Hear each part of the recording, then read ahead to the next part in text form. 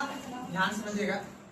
और घनानंद का क्षेत्र याद रखिएगा। कलिंग का क्षेत्र भी किसके अंतर्गत आता था जी? घनानंद के अंतर्गत। और आपको पता है विंध्याचल पर्वत किस राज्य में पड़ता है?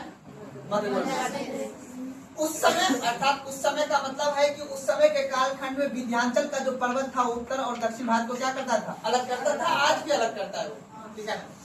तो कहा जाता है कि ये विंध्याचल तक के क्षेत्र में पूरा का पूरा दक्षिण में और उत्तर में व्यास नदी के तट तक किसका क्षेत्र था बाबू? घनानंद का क्षेत्र। यहाँ तक कोई दिक्कत?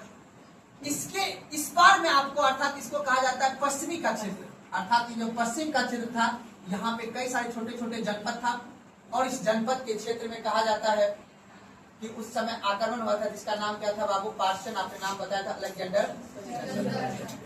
अब ध्यान से याद रखिएगा, जब अलेक्जेंडर सिकंदर इधर आक्रमण करके पूरा अपने क्षेत्र को अपने आधिपत्य में कर लिया था, तब इधर के क्षेत्र में कहा जाता है घनानंद का एक क्रूर शासन चल रहा था। अर्थात क्रूर शासन का मतलब मैंने बता दिया था, टैक्स ज्यादा बढ़ा दिया था, जिस वजह से यहाँ की जनता क्या था? काफी ज्यादा क्रोधित या तो परेशान थी। और उसी समय में कहा जाता है कि एक ग्रंथ है बौद्ध ग्रंथ का महाटिक्का। कौन था? बताएं कभी। महाटिक्का के अनुसार ये कहा गया है कि घनानंद जो है अपने क्षेत्र में अर्थात मगध के राजधानी पाटलिपुत्रा में वो यज्ञशाला रखा था। क्या रखा था? यज्ञशाला। और ये जो आपका गंधार का राजधानी क्या था बाबू? तक्षशिला। क्या नाम था जी? तक्षशिला। उस समय जो है आपने विधि के लिए कहा जाता है, उस समय जानकारी पढ़ाई का केंद्र कहा था? तक्षशिला था। और तक्षशिला का ही एक आचार्य था जिसका नाम क्या था बाबू? कौटिल्य। क्या नाम था? और उसी कौटिल्य को जो घनानंद पाटलिपुत्रा में जो कहा जाता है कि यज्ञशिला रखा था, इन्हें भी आचार्य के तौर पे क्या किया गया था? बुलाया गया था, आमंत्रित किया गया था। यहाँ तक में कोई दिक्कत समझने में? अब ये घनानंद के समय में कहा जाता है कि मैंने बताया कि टैक्स का रेट तो काफी ज्यादा बढ़ ही रहा था। और जब ये तक्षशिला से जब ये चाणक्य आया तो चाणक्य कहा जाता है अपनी पुस्तक, चाणक्य का पुस्तक कौन सा है? अर्थशास्त्र। कहने को पुस्तक अर्थशास्त्र है। याद रखिएगा वो जो है मौर्य काल का अर्थात 322 ईसा पूर्व। याद रखना है 322 क्या है बाबू? ईसा पूर्व, बिफोर क्राइस्ट। अब अलेक्जेंडर सिकंदर का मृत्यु कब होता है? 323 ईसा पूर्व। यही है ना? और मैं कब की बात कर रहा हूँ? 322 ईसा पूर्व में घनानंद को गद्दी पर से उतार के कहा जाता है चंद्रगुप्त मौर्य इस साम्राज्य पे अर्थात मगध पे एक नया वंश की उत्पत्ति करता है जिसका नाम क्या होता है? मौर्य वंश। ठीक है ना? और इसी को इतिहासकार क्या कहता है? मौर्य काल। और यही से किस चीज का निर्माण हुआ? साम्राज्य का निर्माण हुआ। यहाँ पे कई सारे इतिहासकार या कई सारे ग्रंथ के आधार पर यह कहा गया है, कहा जाता है कि इसकी जो है माँ का नाम था मौर्य। इसी के आधार पे जो चंद्रगुप्त जो है चंद्रगुप्त मौर्य कहा जाता है, उसके गर्भ में था। और जैसे वो गर्भ से मतलब जब वो जन्म लेता है तो उनकी माता का क्या हो जाता है? देहांत हो जाता है। उसके लालन पालन पोषण जो है कहा जाता है जो उनके पालक थे, कहने का मतलब जो नौकर थे वही इनका देख रेख किया था। अंत में इस चंद्रगुप्त मौर्य जब बड़ा होता है, बड़ा होने के बाद इनको एक शिकारी के हाथों क्या कर दिया जाता है? बेच दिया जाता है। ठीक है ना? शिकारी के हाथों बेच दिया जाता है। और इसी शिकारी से चाणक्य जो है इसको 1000 चांदी के सिक्के में इसको क्या किया जाता है? खरीदा जाता है, इसी विंध्याचल के क्षेत्र से। ये क्वेश्चन पूछा जाता है एग्जाम। अब इन सभी घटना का वर्णन आगे चल के बताऊंगा भी, क्योंकि क्वेश्चन जो पूछता है बाबू, अब वो जमाना चला गया है कि कौटिल्य पुस्तक किसने लिखा है, इंडिका पुस्तक किसने लिखा है। इंडिका जो है जो राजदूत आया था मेगास्थनीज, वो किसके शासन काल में आया था। ये सभी जमाना चला गया है। जमाना अब इसका खत्म हो गया। इसीलिए जब भी किसी चीज को पढ़ना है तो उसके पीछे ये बात करना है कि कौन से साक्ष्य के आधार पर ये बातें कही जा रही है।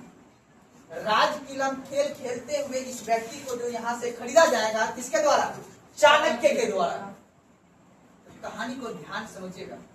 322 ईसा पूर्व से हमें कब चलना है? पहले चलना है। अर्थात क्या याद रखिएगा, ये काल जो है 322 ईसा पूर्व से 185 ईसा पूर्व तक किसका शासन काल रहता है बाबू? ये मौर्य काल। अर्थात 137 वर्ष, कितना वर्ष बाबू? 137 वर्ष का इतिहास हमें पढ़ना है। कौन सा कालखंड के अंतर्गत? मौर्य काल। इसी कालखंड में अगले 10 दिन तक चलेगा क्लास, ठीक है ना? लगभग 8 से 10 दिन तक क्लास चलेगा। इस 10 दिन में आपको ये समझना है कि ये मौर्य काल अर्थात 137 साल अर्थात 140 साल का जो इतिहास रहा है, इस समय में ऐसी क्या घटना घटी कि एक चंद्रगुप्त नाम का व्यक्ति जिसने एक नया वंश का स्थापना किया और ये व्यास नदी से लेके ये अपना कंधार काबुल तक अपना क्षेत्र का क्या कर देता है? विस्तार कर देता है। जो एक नॉर्मल व्यक्ति शिकारी के यहाँ अपने पले बढ़े और उसको एक व्यक्ति चाणक्य ने उसको किस तरह से एक मजबूत व्यक्ति बनाएगा और उसके बाद उसको युद्ध में क्या करेगा? परांगत हासिल करवाएगा। एक एक करके समझते रहना। 322 से हमें पीछे चलना है।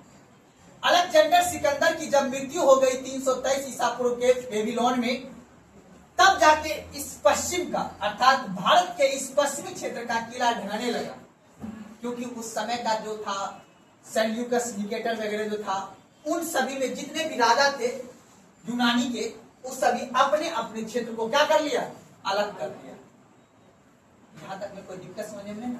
तो याद रखना, ये व्यास नदी के ऊपर के क्षेत्र में अलेक्जेंडर सिकंदर के मृत्यु के बाद इस समय की राजनीतिक परिस्थितियां अस्थिर हो गया था, कोई एक जगह से संगठित नहीं था। जैसे आज मोदी जी डेट कर जाएंगे, बीजेपी का किला क्या हो जाएगा?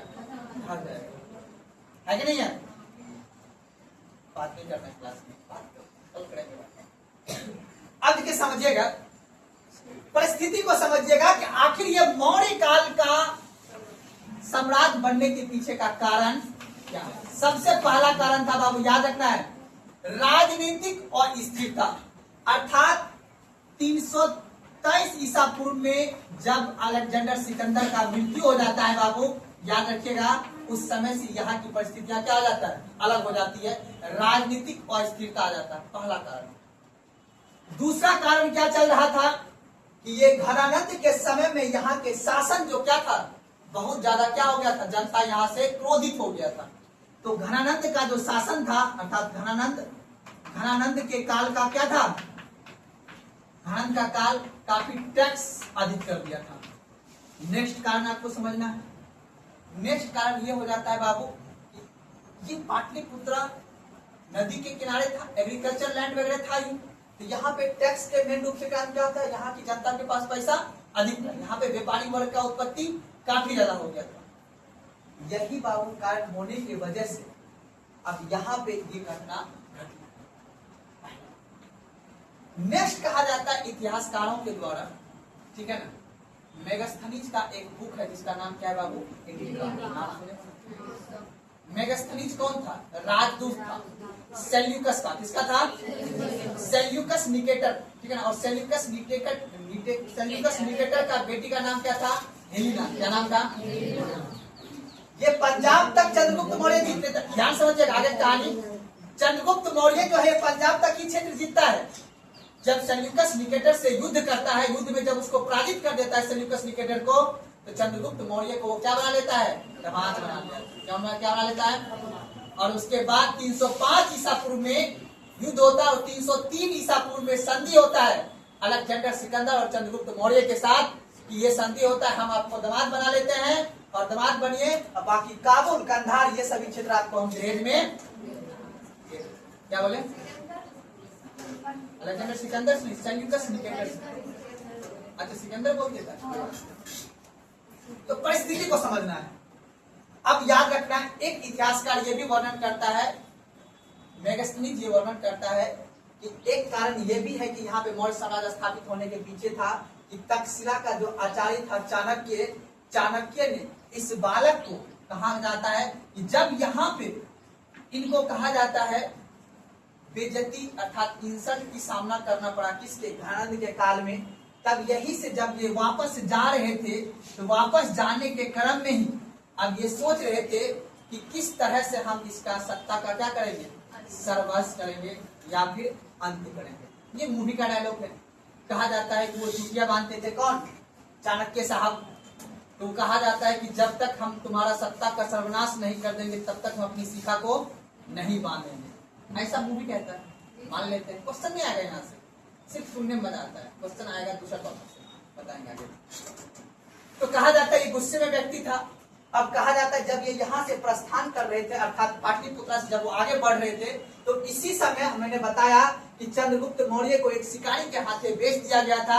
और इसी समय कहा जाता है कि इसी समय जब ये देखा तो कहा जाता है आपस में सभी बच्चे के साथ में क्या कर रहे थे, ये खेल रहे थे।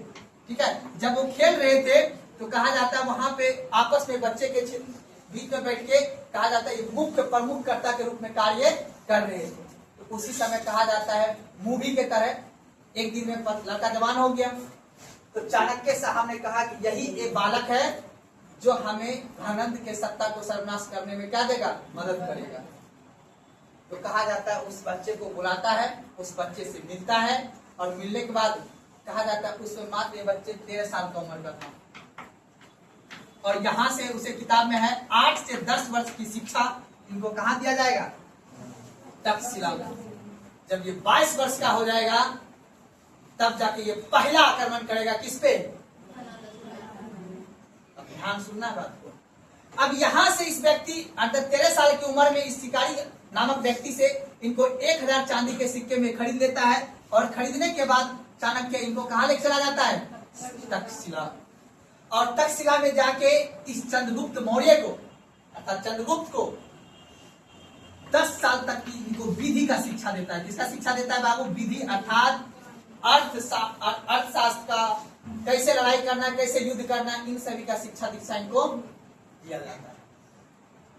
जब शिक्षा में परिपूर्ण हो जाता है फिर मूवी के तरह अब ये चंद्रगुप्त मौर्य कितने साल का हो जाता है, 22 वर्ष का। और उसके बाद चाणक्य वो इंसल्ट वाला भावना याद ही है, कह देता है अब चढ़ाई करो किस पे, घानंद। कहा जाता है पहली बार चंद्रगुप्त मौर्य जब आक्रमण करता है घानंद अर्थात मगध पे, तो उस समय जो है ये चंद्रगुप्त क्या हो जाता है, असफल हो जाता है। क्या हो जाता है बाबू, असफल हो जाता है। और जब वो असफल हो जाता है तो ये भागे भागे यहाँ पाटलिपुत्रा से, याद रखेगा, पाटलिपुत्रा से ये भागे भागे चंद्रगुप्त मौर्य और चाणक्य भागे भागे कहा जाता है, पंजाब। कहा जाता है जी, और इसी पंजाब में एक घर में जाके छिप जाता है। ठीक है, और छिप जाता है और छिप के वहां पे 2 दिन के लिए वो विश्राम करता है। और जिस घर में छिपता है उसी घर में कहा जाता है कि माँ जो है अपने बेटे को डांट रहा था। क्या कर रहा था जी, डांट रहा था। क्यों डांट रहा था, क्योंकि उसका बेटा जो है रोटी को तोड़ के कहाँ से खा रहा था, बीच से खा रहा था। कहाँ से खा रहा था, तो बीच से खाने का प्रयास कर रहा था रोटी को, तो उसका हाथ क्या हो जा रहा था, जल रहा था। क्या हो जा रहा था, हाथ जल रहा था। ठीक है ना। और उसी समय याद बात, उसी समय कहा जाता है उसकी माँ ने उसको बोला कि पागल तुम चाणक्य की तरह काहे काम करते हो, ऐसे रोटी बीच से तोड़ोगे तो हाथ जल जाएगा। रोटी कहाँ से तोड़ो, किनारे से तोड़ो, है ना। तो किनारे से तोड़ो। यही बात अब उसी के घर में बैठा हुआ था कौन, चाणक्य और कौन, चंद्रगुप्त। इस कहानी को कहा इतिहास में लिखा हुआ है, मैं लिखाऊंगा भी। इस कहानी को सुन के अर्थात इसको देख के कहा जाता है चाणक्य बहुत ज्यादा मोटिवेट हो गया। ये बात तो सही कहा, हम यहाँ पे आक्रमण क्यों करने जाएंगे, यहाँ पे जाएंगे तो हम पक जाएंगे। इससे बेटर है कि हमें पहले पश्चिमी सीमांत पर आक्रमण करना होगा। कहाँ आक्रमण करना होगा, एकाएक आक्रमण करना है। बीच में जाएंगे तो हाथ जल जाएगा। यही कारण हुआ था कि घानंद, देखो अब कहानी देखो, इसी कहानी का एग्जाम्पल ये अपने माँ बाप को, बेटा और माँ में चल रहा था। यही कहानी से प्रेरित होके फिर चाणक्य ने चंद्रगुप्त मौर्य को बोला नहीं, अब पाटलिपुत्रा पर आक्रमण नहीं करना है, मगध पे नहीं आक्रमण करना है, अब करना है किस पे, पश्चिमी क्षेत्र पे। कहाँ पे, पश्चिमी क्षेत्र। और यहीं पे संघर्ष होता है सेल्यूकस निकेटर और चाणक्य चंद्रगुप्त मौर्य के बीच। लेकिन यहाँ सुनना बात को, अभी तक सिकंदर का मृत्यु नहीं हुआ है। ठीक है ना, सिकंदर का मृत्यु के बाद तो स्थापना ही हो जाएगा, तब तो इसको हरा ही देगा। उसी से पहले कहा जाता, उससे पहले सिकंदर जब आक्रमण कर रहा था उसी समय में यहाँ पे घानानंद ने इसको परास्त करके भगा दिया था। और उसी समय कहा जाता है ये सिकंदर के पास जाता है, सिकंदर से मदद मांगने जाता है कि सिकंदर हमें मदद कीजिए, हम घानानंद को क्या करेंगे, परास्त करेंगे। तो इसी पे कहा जाता है, राय चौधरी इतिहासकार ने कहा था कि जिस समय बाबर को आमंत्रित कौन क्या था, राणा सांगा। किसने क्या था जी, नाम सुने हो राणा सांगा का? बाबर को भगाने के लिए कहा जाता है, जब हम क्या कहते उसको जी, अफगान को जो मैंने बुलाया था, याद है ना, नाम सुने हो अफगान का नाम, राणा सांगा का नाम सुने हो, राणा सांगा का? राणा सांगा कौन थे? बाबर को आमंत्रित किसने किया था, मंगोल को आक्रमण करने के लिए कौन बुलाया था, राणा सांगा ने बुलाया था, ठीक है ना। उन्होंने के कहने पर कि यहाँ से मार के भगाना है, लेकिन वो आया, अफगान को मतलब इब्राहिम लोदी सबको भगा तो दिया, लेकिन बाबर का आक्रमण, ठीक उसका तुलना वही बात है। सिकंदर को बोला कि चलिए आप आक्रमण करना है हमको, किस पे, घानानंद पे, लेकिन सिकंदर का अनफॉर्चुनेटली डेथ हो जाता है, मृत्यु हो जाता है। लेकिन कहा जाता है फिर सेल्यूकस के मिल गया, और उसी समय ध्यान सुनना, उसी समय यहाँ पे सेना वगैरह को देख के अपने क्षेत्र में 6 लाख सेना का क्या करता है, बहाल करता है। कौन, चंद्रगुप्त मौर्य। और इसके पास सेना कहां से आया, चंद्रगुप्त मौर्य के पास 6 लाख सेना होगा। कितना सेना होगा बाबू, ठीक है। और 6 लाख सेना यही के जो थे, कुछ शक थे, ठीक है। और कहा जाता है यही के जो पश्चिम के जो राजा वगैरह थे, उन्हीं सब के सेना को अपने अधीन कर लेता है। और अधीन करने के बाद 6 लाख सेना लेके किसका आक्रमण करता है, घानानंद। एक एक करके लिख लेना है टॉपिक। सबसे पहले टॉपिक लिखिए मौर्य काल। पहला, सबसे पहला है आपको नक्शा बनाइए, मैप बनाइए।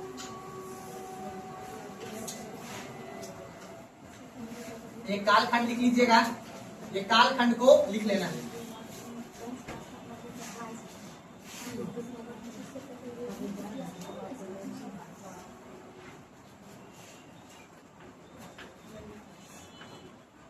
बड़ा सा मैप को बनाना है।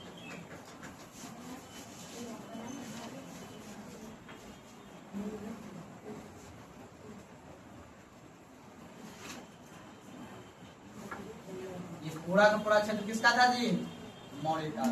यहाँ से लेके यहाँ तक किसका कालखंड था, मौर्य काल। इसी को बोलते हैं अखंड भारत। क्या बोलते हैं जी, अखंड भारत। बना लीजिए मानचित्र। नीचे अशोक जो है सिर्फ केरल और तमिलनाडु को छोड़ के बाकी क्षेत्र को, अभी मौर्य काल है, जब अशोक गद्दी पर बैठेगा तो थोड़ा सा इसका क्षेत्र और कहां तक आएगा, कर्नाटक तक आएगा। अभी हम चंद्रगुप्त मौर्य का साम्राज्य को क्षेत्र को समझ में आएगा। चंद्रगुप्त मौर्य जैसे अभी मोदी जी गद्दी पे बैठे हुए हैं, मोदी से पहले अटल बिहारी गद्दी पे थे ना, उस समय में बीजेपी कालखंड छोटा था। अब समाज अब किस राज्य में हो गया, उसका शासन है कि नहीं है, लिख दीजिए। टॉपिक लिखिए सबसे पहले,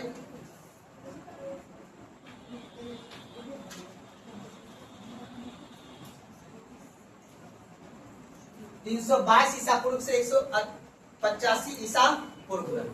ईसा पूर्व कौन लड़की पूछा था, ईसा पूर्व हमको समझ में नहीं आता, आप ही पूछे थे ये समझ, ये उल्टा क्यों गया।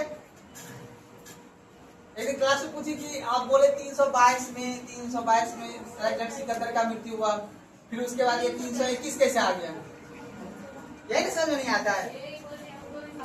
कौन बताए थे वो, उसी लड़की के सामने, वो लड़की कभी कभी आती है। चलिए, जो चीज नहीं आपको आता है क्यों ईसा पूर्व ईसा बी में अंतर ना, बताओ वो लड़की बात है। आप नहीं आए थे, आज क्यों आए, नहीं आए थे, ये कौन सा बात हुआ, नहीं आए, इसमें आज महानता की बात ही नहीं आए, गर्व से बोल रहे हम नहीं आए, हमको कैसे पता, सीख लीजिए। इतना कुछ गूगल में सर्च कर लेता है, ये सर्च करने में प्रॉब्लम होता है क्या। कंजन जी कुछ बोलना चाह रहे हैं क्या, कौन गलत बात होगी। कहते हैं हर चीज मैडम जी नहीं है ना पढ़ा देगा। अब हमको बोलिएगा पढ़ाने के लिए संस्कृत तो हमको थोड़ी ना आता है। मैडम है जिसका मतलब क्या है, सब कुछ थोड़ी ना आएगा जी। आप एक चीज तो पढ़ा नहीं पा रहे हैं। आइए छोड़ दीजिए, दूसरे बारे में बोलना है। आप कहते थे दूसरे बारे में जानते हैं, उससे पूछने के लेक्चर आने बेटा वो कुछ नहीं बोल रहे होते। मैडम है जिसका मतलब क्या हो गया जी, कैमरा में बहुत बार हम पढ़ाई किसी का नहीं लेते हैं, सब आपका नहीं लेते हैं। देखिए आप कितना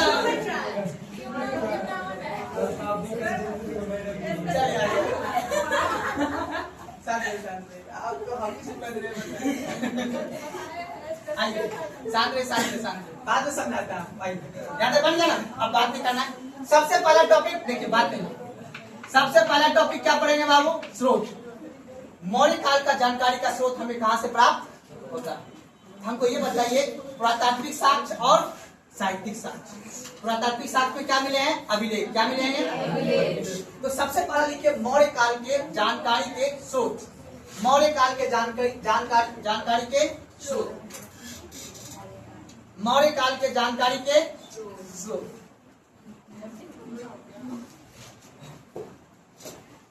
मौर्य काल के जानकारी के स्रोत।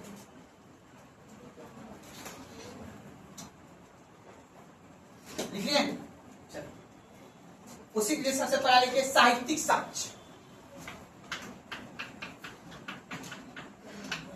साहित्यिक साक्ष्य। साहित्यिक साक्ष्य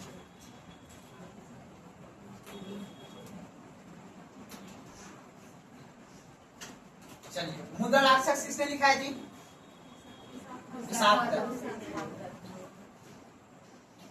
दिव्य बदान बहुत गलत। कौन सा है? हाँ वही बता रहे हैं, अभी बताएंगे।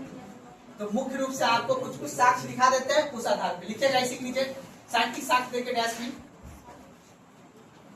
लिखिएगा। इसके अधीन कौटिल्य के अर्थशास्त्र, इसके अधीन कौटिल्य के अर्थशास्त्र,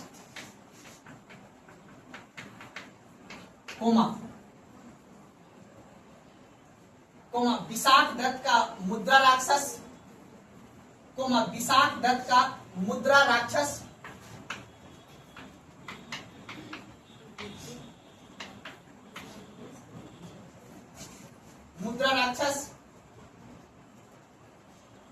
कल्हड़, देखिए कल्हड़ की राजतरंगिणी, कल्हड़ की राजतरंगिणी,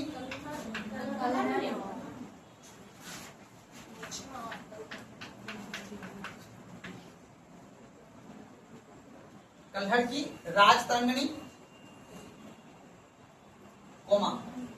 पतंजलि का महाभाष्य, पतंजलि का महाभाष्य,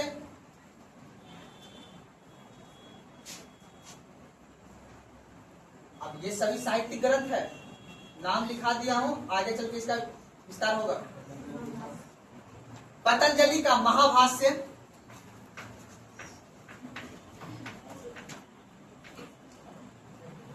इन सभी ग्रंथ के आधार पर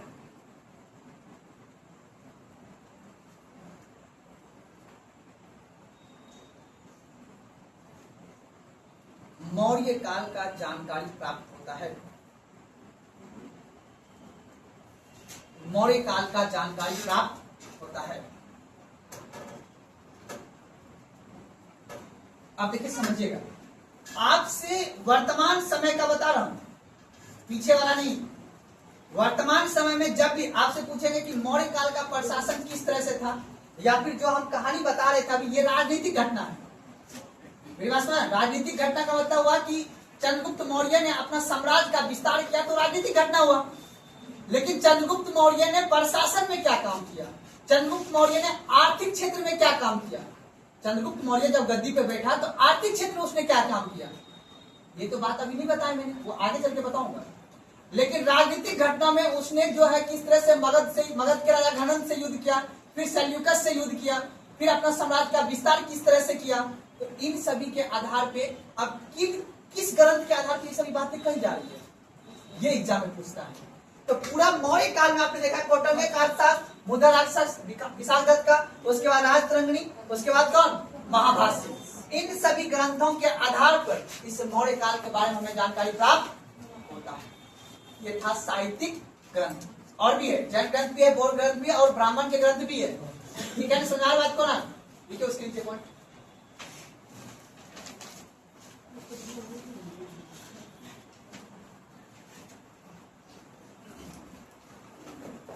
लिखिएगा।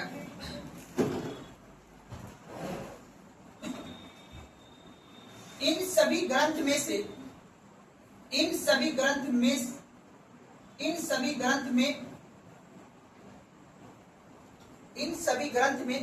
कौटिल्य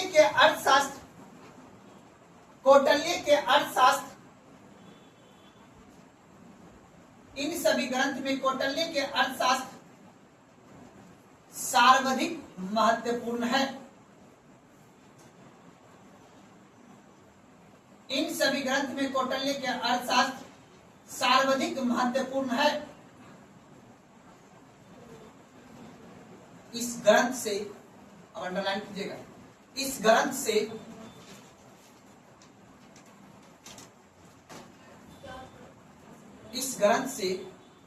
मौर्य काल का राजनीतिक, अंडरलाइन कीजिएगा, एवं इस ग्रंथ से मौर्य काल के राजनीतिक एवं प्रशासनिक स्थिति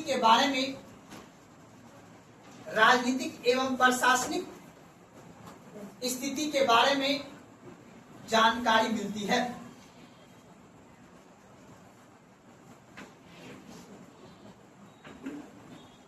अब देखिए, कौटिल्य के क्वेश्चन पूछेगा बाबू, कौटिल्य के अर्थशास्त्र मौर्य काल का किसकी जानकारी मिलती है, राजनीतिक और प्रशासन का, बस दो। और सामाजिक स्थिति का, सामाजिक, राजनीतिक, धार्मिक, किससे, इंडिका से क्या मिलता है, मौर्य काल का कौन सा विस्तार।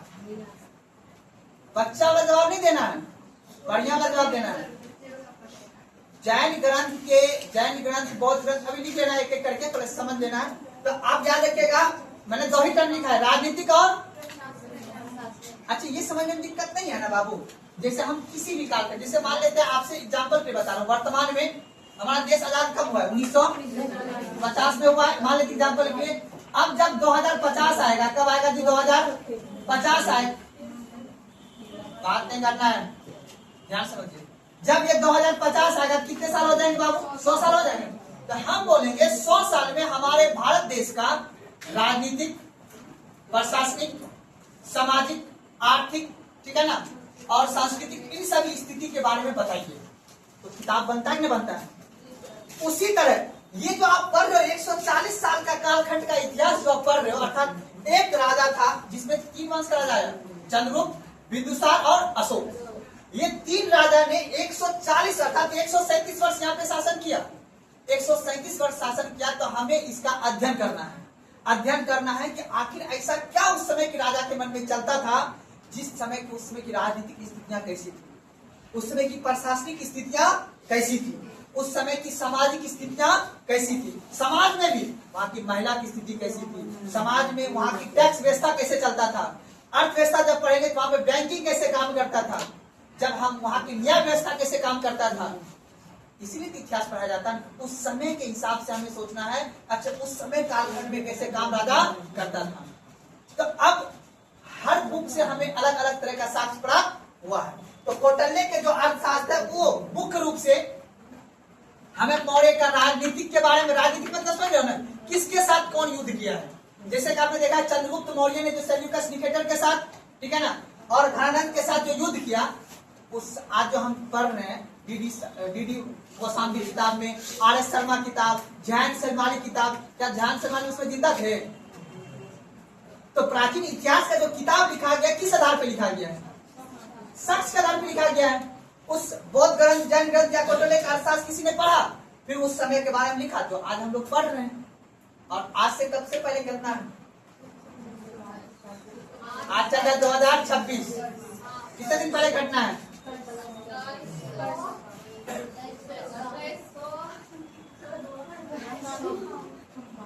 बोले ना जी डॉक्टर साहब,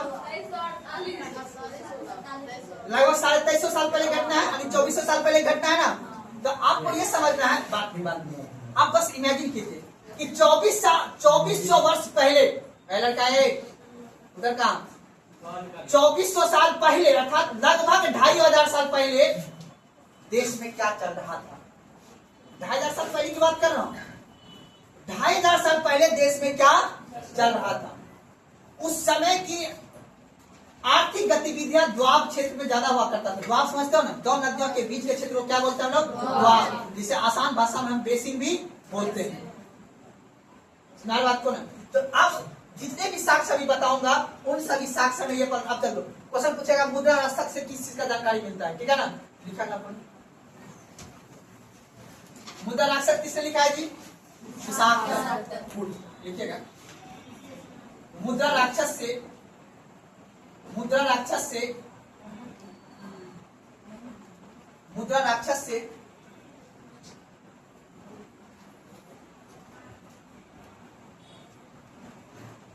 चंद्रगुप्त मौर्य द्वारा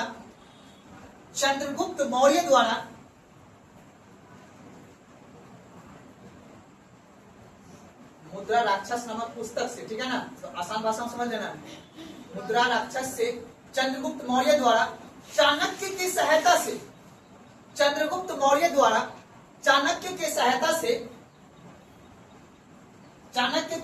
से घनानंद को विनाश करने का उल्लेख मिलता है। चंद्रगुप्त मौर्य द्वारा चाणक्य की सहायता से घनानंद को विनाश करने का उल्लेख मिलता है। और समझ में आया? मुद्रा राक्षस से किस चीज का उल्लेख मिलता है? कि सच में चंद्रगुप्त मौर्य ने चाणक्य के सहायता से, चाणक्य का सहयोग से नंद वंश का शासक घनानंद का सत्ता का सर्वनाश करने में किसका भूमिका है? चाणक्य और चंद्रगुप्त मौर्य। इसका वर्णन हमें कहाँ मिलता है? और मुद्रा राक्षस किताब लिखा गया बाबू 7वीं सदी में। कब लिखा गया है? 7वीं सदी समझते हो ना? कब की बात है? 601 से 699 का ईसा पूर्व, जिस समय अपने देश में क्या चल रहा था बताओ? मौर्योत्तर काल। क्या चल रहा था? यानी गुप्त काल के लगभग का क्षेत्र है।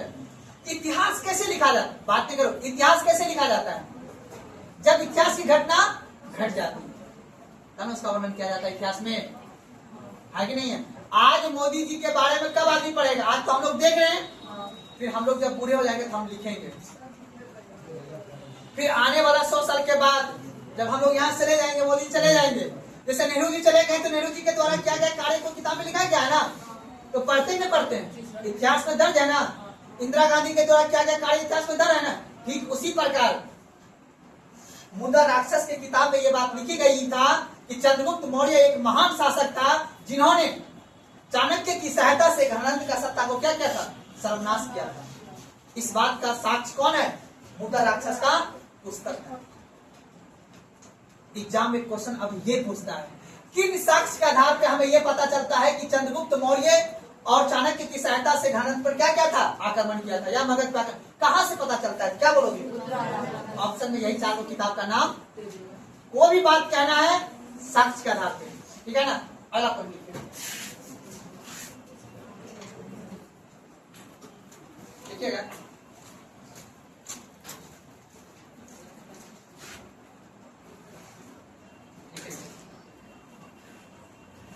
क्या लिखे थे? फल आते हैं बता दीजिए।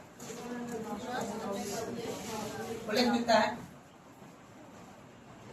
तथा तथा तथा यह साक्ष्य तथा यह साक्ष्य मतलब मुद्रा राक्षस, यह साक्ष्य चाणक्य का आंशिक जीवनी है तथा यह साक्ष्य चाणक्य या कौटिल्य कुछ भी लिख देना है, आंशिक जीवनी है। क्वेश्चन पूछा गया एग्जाम में। आंशिक मतलब छोटा। अब बता, चाणक्य के बारे में पूरा जीवनी कौन सा पुस्तक बताता है? तो उसका कौटिल्य का अर्थशास्त्र। लेकिन उसका छोटा छोटा वर्णन कर चाणक्य किस तरह का था, चाणक्य ने किस तरह से चंद्रगुप्त मौर्य को उतना बड़ा योद्धा बनाया, इसका वर्णन कहाँ लिखा हुआ है? ये एग्जाम में क्वेश्चन पूछा गया बाबू, प्लीज इस बात को ध्यान रखिएगा। प्राचीन काल के टॉपिक से जो क्वेश्चन पूछता है ना, इतना डीप से पूछेगा लगेगा बहुत हार्ड है, लेकिन अगर ईमानदारी से अगर मेहनत कर देखो जल्दी इसका साक्ष्य नहीं मिलता। चैट जीपीटी भी नहीं बताता है, ठीक है ना। जेमिनी भी बोलता है कि नहीं हमको नहीं पता है, ठीक है ना, वो बताता है लेकिन सत्य नहीं है। जब उसका आंसर मिलाने जाते हैं तो सत्य नहीं बताता है वो।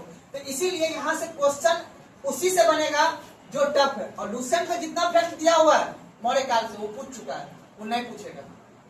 आप पूछेगा भी तो वो सबसे बनेगा, बस जो सबसे बना तो फिर आपका रिजल्ट नहीं बनेगा। गलत करे पूजा भारती, नहीं ना। आसान बात सबको आता है।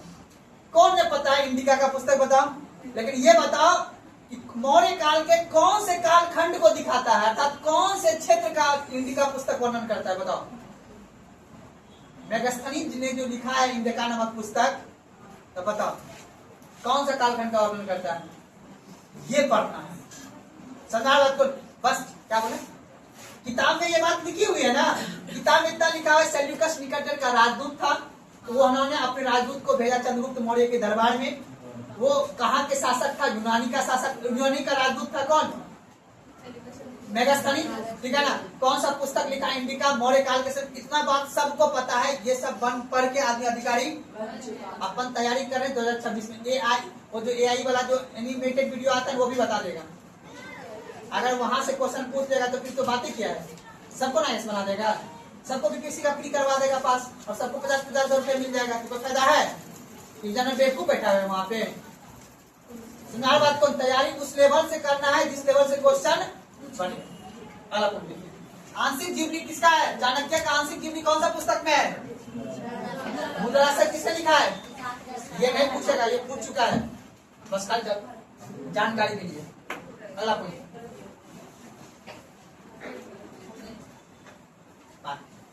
पुराण। अगला पॉइंट, अगला साक्ष्य लिखा रहा हूं, साहित्यिक साक्ष्य में। पुराण के अनुसार, पुराण के अनुसार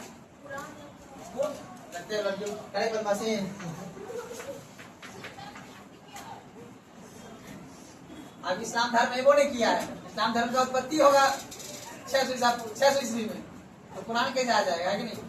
पुराण के अनुसार, जिसको बोलते हैं वायु पुराण, ठीक है ना, हम सीधा शॉर्ट में लिखा है पुराण के अनुसार।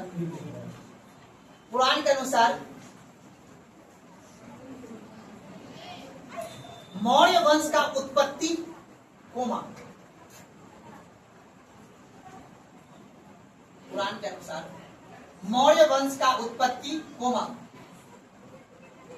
मौर्य काल का सामाजिक स्थिति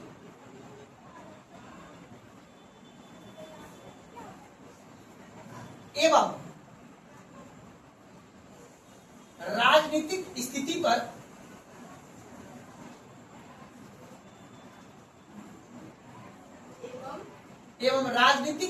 पर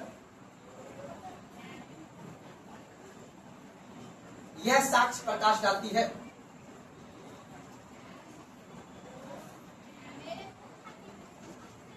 यह साक्ष्य प्रकाश डालती है। इसमें तीनों को बात है। मौर्य वंश का उत्पत्ति, क्वेश्चन पूछा गया, मौर्य वंश की उत्पत्ति पुरानी बोला है कि नहीं, क्षत्रिय है। और शुंग वंश का राजा, शुंग पता है ना, शिशुनाग वंश याद है, शिशुनाग वंश याद है ना। शिशुनाग का कहना था कि नहीं, जो ईश्वर किसका क्षुद्र वंश है, कौन सा है? क्षुद्र। चंद्रगुप्त मौर्य कौन था? क्षुद्र था। लेकिन पुराण वगैरह का कहना है कि नहीं, ये कौन सा है? क्षत्रिय। मौर्य क्या है? चंद्रगुप्त मौर्य क्या है? क्षत्रिय है।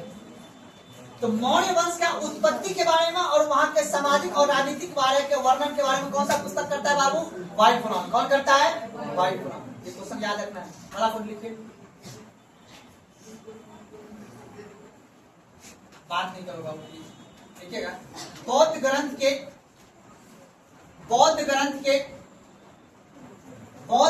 के दिव्यावदान, दिव्यावदान कोमा सिंगली, नाम सुने हो ना,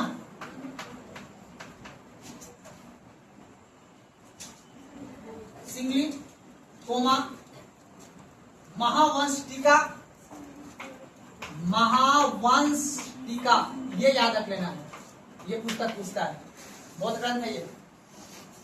महावंश टीका कोमा महाबोधि वंश, पुस्तक का नाम है ये सब, महाबोधि वंश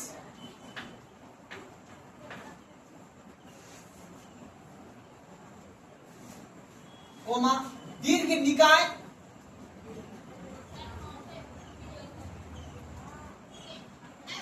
कोमा अशोकावदान,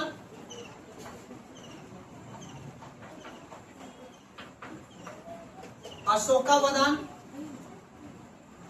अब बताओ क्या हुआ बाबू? ये सभी बौद्ध ग्रंथ है, बौद्ध ग्रंथ है, अर्थात बौद्ध के अनुयायी के द्वारा लिखा गया ये पुस्तक है, ये पुस्तक का नाम है। अब इन्हीं में से कोई एक पुस्तक जो है, या कोई पुस्तक जो है मौर्य काल का क्या क्या है, वर्णन किया है। तो सबसे ज्यादा है बाबू इसका मूल्य महावंश टीका का, ठीक है।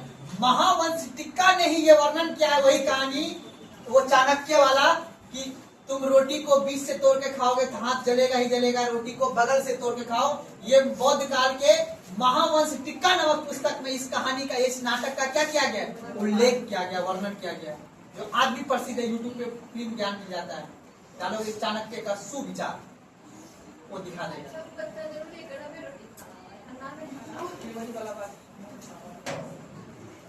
फिर तो वही बात हो गया कि अपन तो इतिहास लिखे नहीं है ना, जो कहानी है उस कहानी को हम लोग पढ़ रहे हैं, अपन को पीढ़ी थोड़ी ना करना है, अपन को तो नौकरी लेना है कि नहीं है, बस इतना ही सोचना है।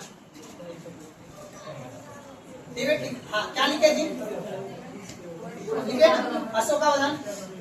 ये सभी बौद्धिक ग्रंथ, बात है, ये सभी बौद्धिक ग्रंथ,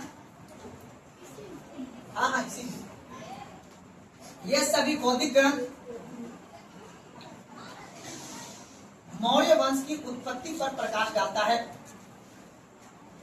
ये सभी बौद्धिक ग्रंथ मौर्य वंश के उत्पत्ति पर प्रकाश डालता है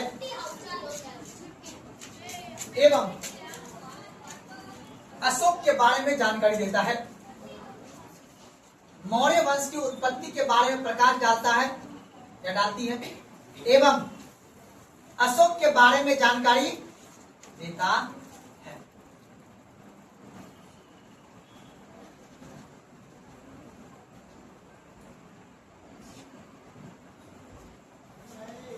देखो बाबू, एक क्वेश्चन पूछेगा, देखो ये सब क्वेश्चन पहले पूछा था, हमको भी पहले नहीं आता था, अब आ रहा है, जब आ रहा है तब तक कंप्यूटर हार्ड हो गया। क्वेश्चन पूछेगा परिशिष्ट, परिशिष्ट या क्या पूछा जी, परिशिष्ट पर्व। परिशिष्ट पर्व क्या है, जैन ग्रंथ, कौन सा है, आपसे पूछेगा भद्रबाहु कृत कौन सा ग्रंथ है, यही अंतर पूछे। जैसे कि महावंश टीका हो गया, दिव्यावदान हो गया, ठीक है, अशोकावदान हो गया, ये सभी बौद्ध ग्रंथ है। और उसके बाद अगर पूछेगा भद्रबाहु कृत, कल्पसूत्र, हेमचंद्र कृत, परिशिष्ट पर्व, ये सभी कौन सा ग्रंथ हुआ, जैन ग्रंथ हुआ।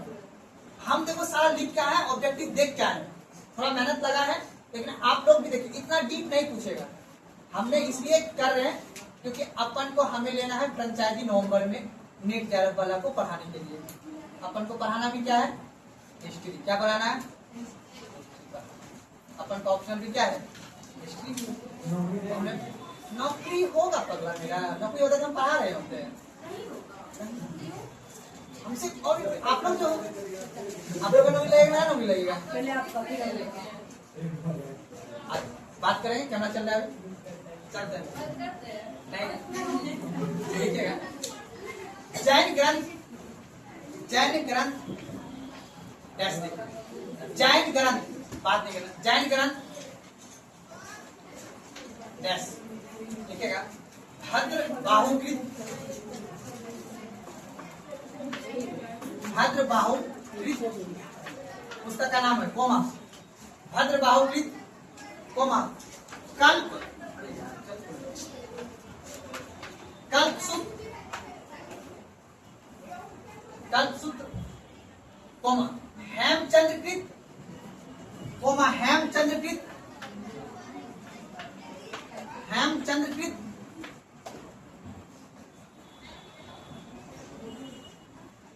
कोमा, परिशिष्ट पर्व,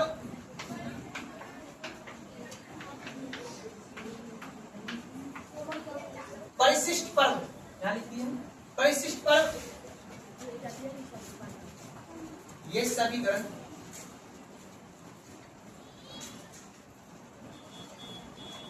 ये सभी ग्रंथ चंद्रगुप्त के विषय में, ये सभी ग्रंथ चंद्रगुप्त के विषय में जानकारी देता है।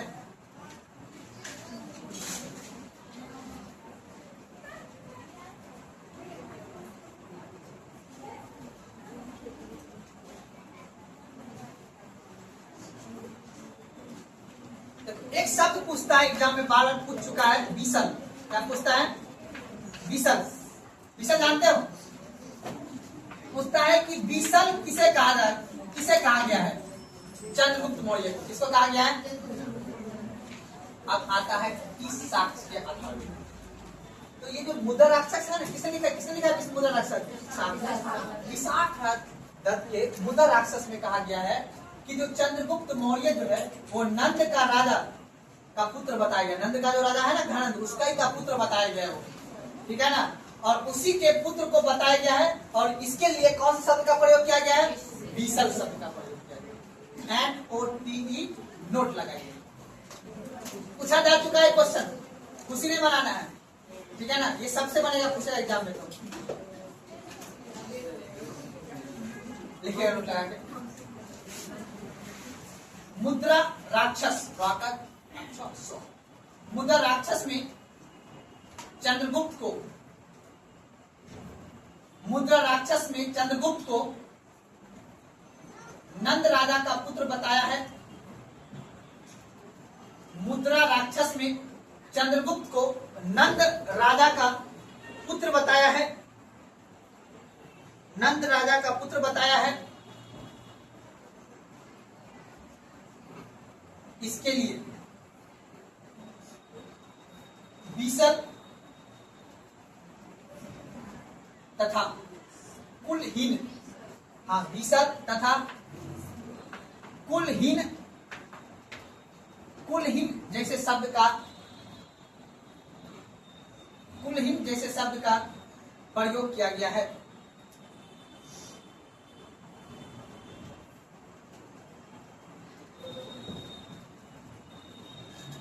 दिक्कत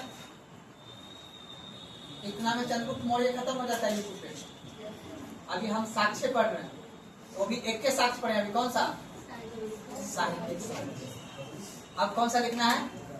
पुरातात्विक साक्ष्य। उसके बाद होगा विदेशी विवरण। विदेशी कौन कौन है? वही इंडिका है ना, यूनानी लेखक आएगा ना। अब लिखना है पुरातात्विक साक्ष्य। क्या बोले? इतने का पैसा जरूरत नहीं। पुरातात्विक साक्ष्य, बस यहाँ इतना काफी संतुष्ट रखा है।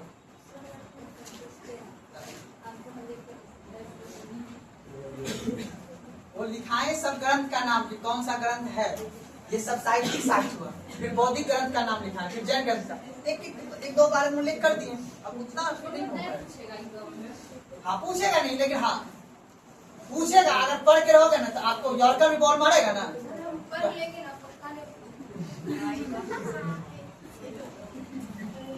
तब तो आपका पूजा ही कराना पड़ेगा। लिखिए, प्रातात्विक साक्ष्य में लिखेगा,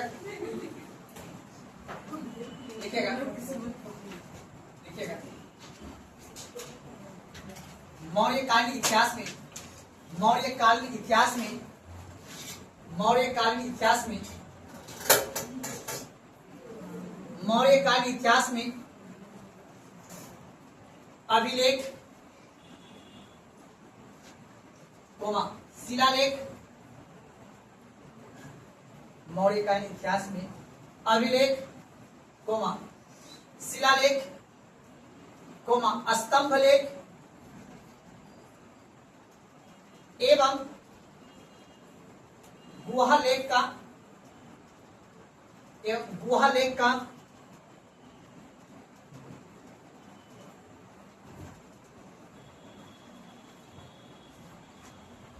महत्वपूर्ण योगदान है।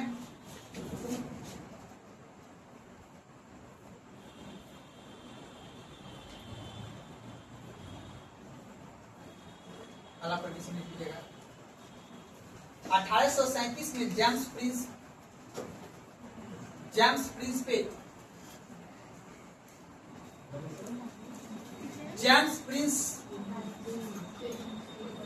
पे या ऐसे भी हो जाता है जेम्स प्रिंस लिखिएगा। जेम्स प्रिंस 1837 में जेम्स प्रिंस ने अशोक के दिल्ली टोपरा अभिलेख को जेम्स प्रिंस ने अशोक के दिल्ली टोपरा अभिलेख को पढ़ने का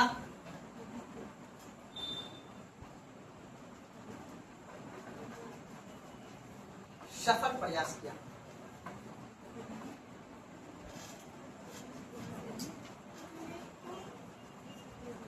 पढ़ने का सफल प्रयास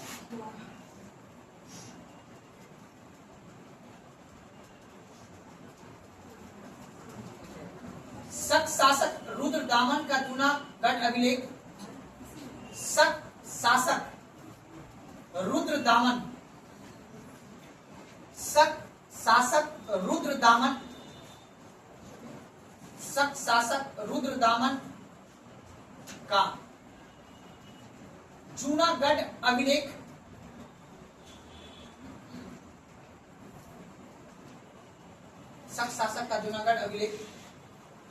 चंद्रगुप्त एवं अशोक का एक साथ जानकारी देता है। चंद्रगुप्त एवं अशोक का एक साथ जानकारी देता है तथा अंडरलाइन करना जूनागढ़ अभिलेख को। सुदर्शन झील जो बनाने और नहर बनाने का जो उल्लेख मिला है, कौन सा अभिलेख, कौन सा? तो लिख लीजिएगा। तथा अशोक द्वारा सुदर्शन झील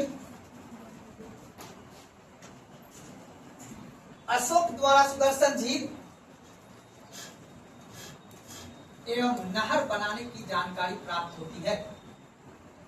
अशोक द्वारा सुदर्शन झील एवं नहर बनाने की जानकारी प्राप्त होती है या होता है।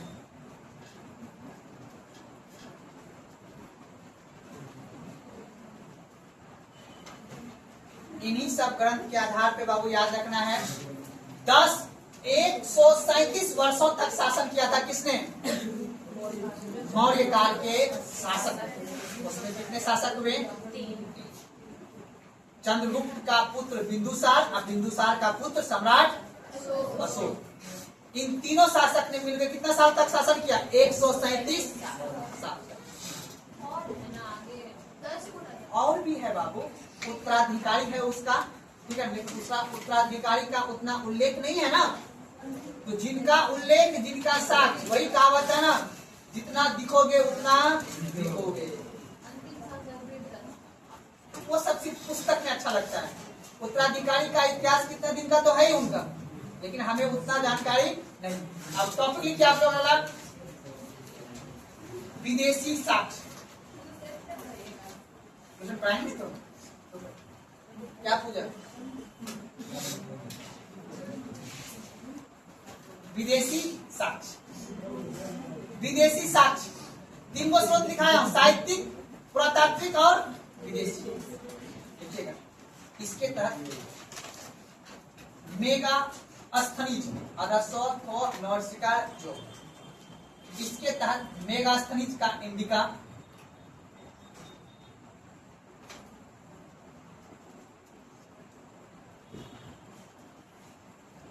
जो मौर्य काल का,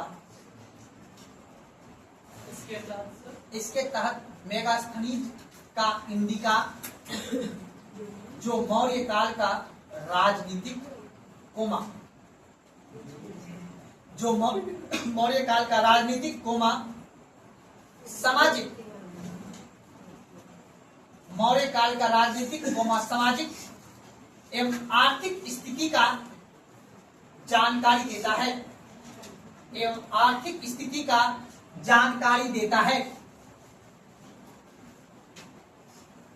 आर्थिक स्थिति का जानकारी देता है।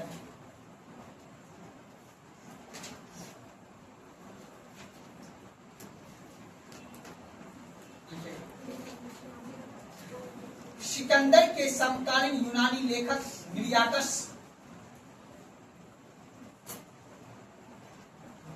सिकंदर के समकालीन यूनानी लेखक निर्याकस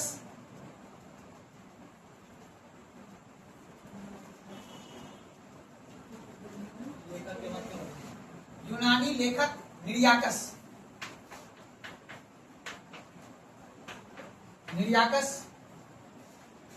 चंद्रगुप्त के बारे में सूचना देता है।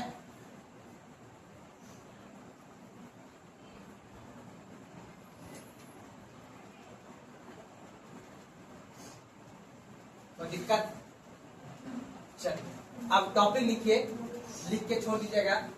मौर्य वंश का उत्पत्ति, मौर्य वंश का उत्पत्ति एवं परिचय।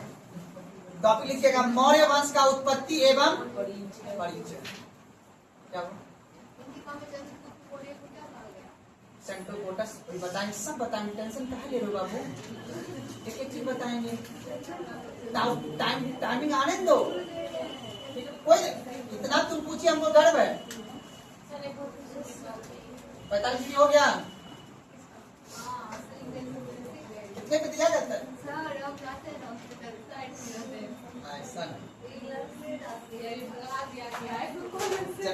बंद कीजिए। मौर्य वंश का उत्पत्ति एवं परिचय।